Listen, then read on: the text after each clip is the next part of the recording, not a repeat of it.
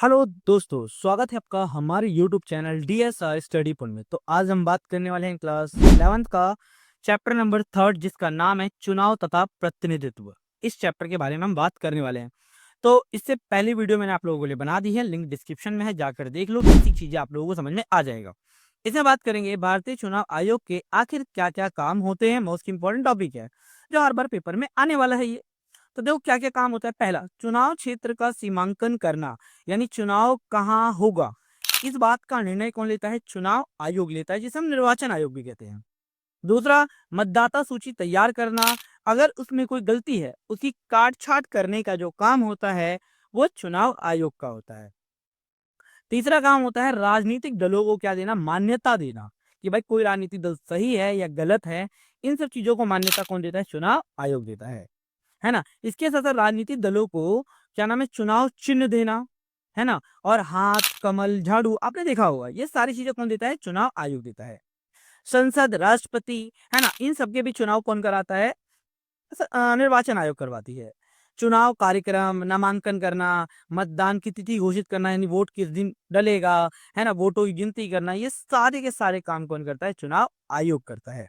इसके साथ साथ चुनाव के दौरान कर्मचारियों और सरकारी मशीनरियों को नियंत्रित करना, मशीनों को या अधिकारियों को नियंत्रित करने का काम किसका होता है? चुनाव आयोग का होता है। इसके साथ साथ चुनाव के दौरान आचार संहिता को लागू करने का काम भी क्या होता है?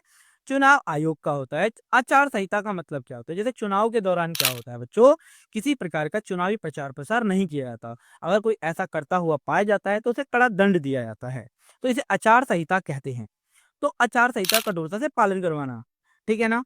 अब बात करते थे वो जो जो चुनाव की दो प्रणालियां होती हैं, एक होती है सर्वाधिक वोट से जीत प्रणाली और दूसरा समानुपातिक प्रतिनिधित्व प्रणाली। इन दोनों में चलो अंतर की बात करते हैं। पहला, सार्वजनिक मत प्रणाली, जो आप ना, ये ब्रिटेन देश से लिया गया है।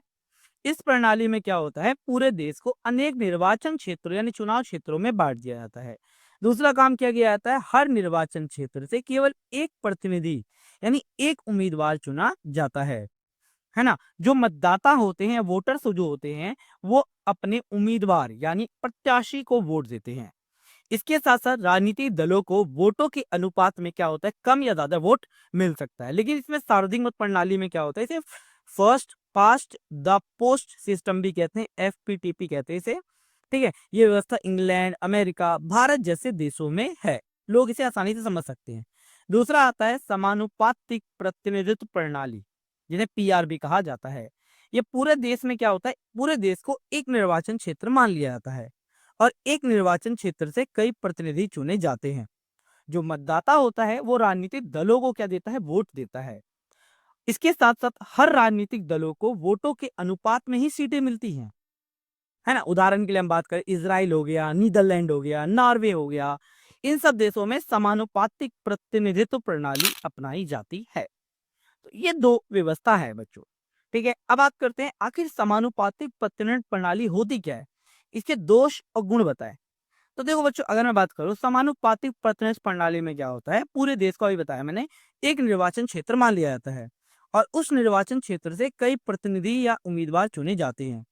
इस प्रणाली में किसी पार्टी को अब उतनी ही सीटें मिलती है जितने प्रतिशत में वोट मिलते हैं, यानी प्रतिशत के हिसाब से क्या मिलते हैं? इसे सीटें मिलती हैं, सीटों के हिसाब होता है।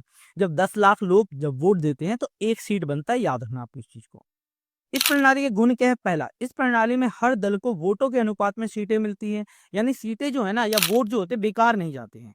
दूसरा, इस प्रणाली में मतदाता का एक भी वोट बेकार नहीं जाता है। इस प्रणाली में राष्ट्रीय हितों को अधिक महत्व दिया जाता है, देश हितों को ज्यादा महत्व दिया जाता है।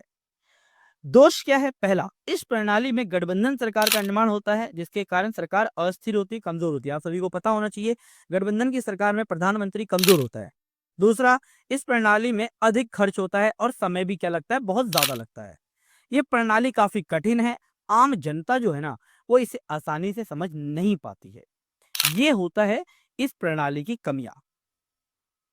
अब एक बात करते हैं, एक होता है पृथक निर्वाचन मंडल। अब इसका मतलब क्या था बच्चों? देखो, पृथक निर्वाचन प्रणाली के अंतर्गत होता क्या है, धर्म और जाति के आधार पर जो चुनाव क्षेत्र होते हैं वो बांट दिए जाते हैं और इन चुनाव क्षेत्रों से केवल निश्चित जाति का या धर्म का उम्मीदवार ही चुनाव में खड़ा होगा। अगर किसी क्षेत्र में मुस्लिम ज्यादा है तो उस क्षेत्र में मुस्लिम कैंडिडेट ही खड़ा होगा, है ना, और उसी जाति या धर्म के लोग क्या करेंगे, उसे वोट देंगे। ये सिस्टम होता है। अंग्रेजों ने भारत की एकता को तोड़ने के लिए ये व्यवस्था को भारत में अपनाया था, है ना। तो ये व्यवस्था थी पृथक निर्वाचन मंडल। दूसरा आता है आरक्षित निर्वाचन क्षेत्र।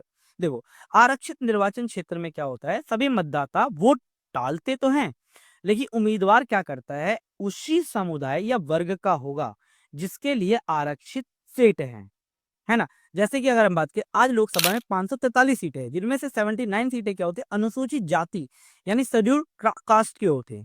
41 सीटें जो होती है अनुसूचित जनजाति के लिए होती है, जिसे हम एसटी कहते हैं, जिसे आदिवासी भी होते हैं। तो ये उन्हीं के लिए आरक्षित है, कोई और ये सीटें नहीं ले सकता, है ना।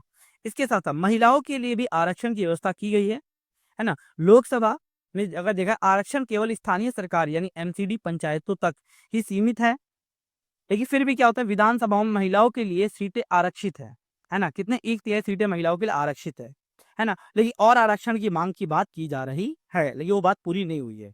चलो, एक होता है परिसीमन आयोग, वर्ड से परिसीमन, ठीक है ना। ये क्या करता है, निर्वाचन क्षेत्रों के गठन करने के लिए एक स्वतंत्र संस्था बनाई जाती है, जिसे परिसीमन आयोग कहते हैं।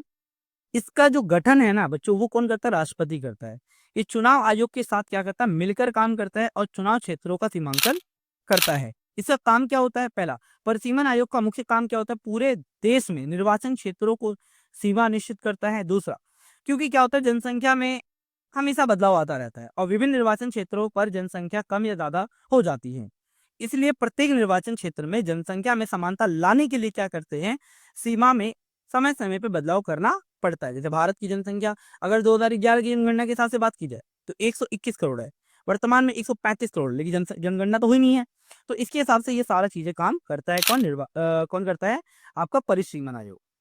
नेक्स्ट आता है भारत में चुनाव सुधार के लिए अपने सुझाव, यानी भारतीय चुनाव आयोग में कौन कौन से सुधार करने चाहिए। पहला, सर्वाधिक वोट से जीत प्रणाली के स्थान पर समानुपातिक प्रतिनिधित्व प्रणाली अपनाना चाहिए, इससे बहुत ज्यादा अच्छा रहेगा। दूसरा, संसद और विधानसभा में महिलाओं के लिए 1/3 सीटें आरक्षित करनी चाहिए, है ना।